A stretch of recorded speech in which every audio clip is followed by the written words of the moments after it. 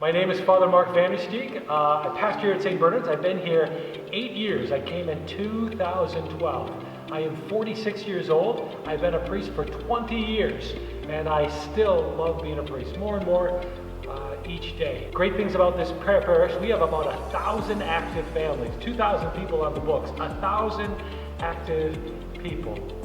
Parish was built in 1956. The old one was in the gym. This one, this beautiful church, was built in 1989 maybe.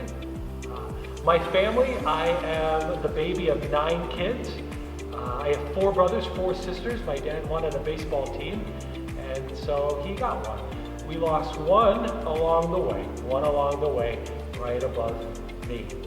My father passed away when I was in high school. He knew I was going to be a priest, so happy about that, and thrilled. He was very proud of that. My mom, she's still here with us, and she's passed on the faith to all of us. I love to hike, I love to bike, I like to ski, I like to golf, and those are all things you can do without a lot of coordination, which is perfect.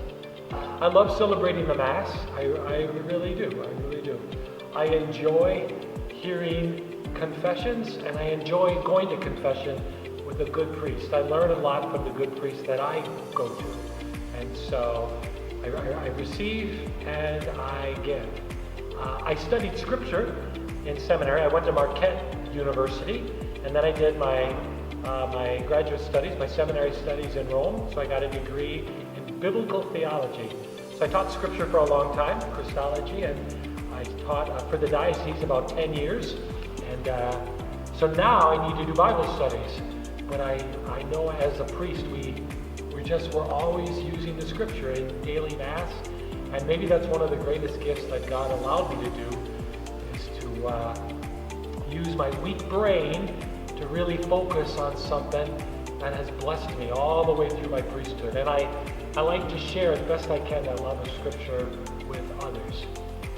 Things that are difficult, well, I love to take naps. I get tired halfway through the day. I picked that up in college through my seminary studies, and I remember being interviewed to be a priest when I was studying to be a priest right before I was ordained. I'm like, if I ever become a pastor, everybody's getting a big nap in the middle of the day and a big lunch, and we're all going to take off.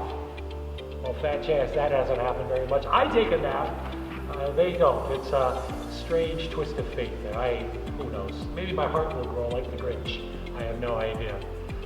I have a stutter. So as a little boy, I could hardly speak. I had speech therapy for like 20 years and learned all sorts of techniques. When I was at Marquette, I met one of the greatest spiritual therapists in my life, and she helped me to learn to speak with my muscles and how to relax my muscles.